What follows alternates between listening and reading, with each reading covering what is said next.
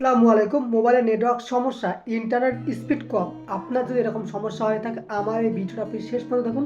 Network সমস্যার সমাধান করতে পারবেন। ইন্টারনেট স্পিড আগের চেয়ে অনেক ফাস্ট হবে। এর জন্য আপনাকে 2 থেকে 3টা সেটিংস করতে হবে, খুবই গুরুত্বপূর্ণ সেটিংস। ভিডিওটি শুরু করার আগে একটাই রিকোয়েস্ট, প্লিজ আপনি ভিডিওটি শেষ পর্যন্ত দেখবেন এবং লাইক, কমেন্ট এবং সাবস্ক্রাইব করে দেবেন, যাতে সবাই তাদের মোবাইল নেটওয়ার্ক সমস্যা এবং ইন্টারনেট স্লো এই সমস্যার সমাধান করতে পারে। মোবাইলে নেটওয়ার্ক সমস্যা, ইন্টারনেট অনেক কম পায়। এই সমস্যার সমাধান করার জন্য প্রথমে আপনি আপনার ফোনের সেটিংসে যাবেন। আসার পর এখানে ইন্টারনেট বা নেটওয়ার্ক অ্যান্ড ইন্টারনেট নামে যে একটি অপশান আছে, আপনি এর উপর একটা ক্লিক করে দেবেন। ক্লিক করে দেওয়ার পর আপনি যে সিম দিয়ে ইন্টারনেট ইউজ করেন বা যে সিমে আপনার নেটওয়ার্ক খুব কম, সেই সিমের উপর ক্লিক করবেন। আমার এখানে আছে রবি গ্রামীণ, আপনার থাকতে পারে বাংলালিংক, এয়ারটেল। আপনি যে সিম ব্যবহার করেন না কেন, ওই সিমের উপর একটা ক্লিক করে দেবেন। যারা ভিডিওটি দেখতেছেন, সাবস্ক্রাইব করে অনেক বেশি শেয়ার করে দেবেন। এখানে দেখে লেখা আছে রোমিং, এটা কিন্তু আপনার এরকম অফ করা থাকবে, আপনি মাস্ট বি এটাকে চালু করে দেবেন।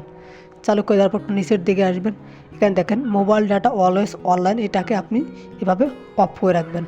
একটু নিচের দিকে আসবেন, এখানে দেখা লেখা আছে VOLET, এটা আপনার কিন্তু অফ করা থাকবে, আপনি মাস্ট বি এটাকে চালু করে দেবেন। সবচেয়ে গুরুত্বপূর্ণ হলো এটা প্রিপেইড নেটওয়ার্ক টাইপ, এর উপর ক্লিক করবেন। ক্লিক করার পর আপনার থাকতে পারে 3G/2G অথবা 2G অনলি, বাট আপনি এটাকে অবশ্যই 4G 3G 2G অটো করে রাখবেন। দেন একটু নিচের দিকে আসবেন, এখানে দেখেন লেখা আছে অ্যাক্সেস পয়েন্ট নেম, এর উপর ক্লিক করবেন। ক্লিক করার পর এখানে আপনাকে কোনো কিছুই করতে হবে না, জাস্ট 3 ডটের উপর ক্লিক করবেন।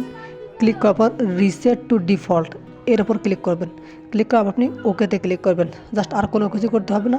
এখান থেকে আপনি ব্যাগে চলে আসবেন। আসার পর আপনার ফোনটাকে এভাবে পাওয়ার বাটন চাপ দিয়ে ধরে আপনি জাস্ট ফোনটাকে একবার রিস্টার্ট দিবেন। তাহলে দেখবেন যে ইনশাআল্লাহ আপনার মোবাইল নেটওয়ার্ক স্পিডটা একটু ফাস্ট হয়েছে এবং নেটওয়ার্ক সমস্যাটা সমাধান হয়েছে। যদি ভিডিওটি ভালো লেগে থাকে তাহলে প্লিজ সাবস্ক্রাইব করে শেয়ার করে দেবেন। ধন্যবাদ সবাইকে।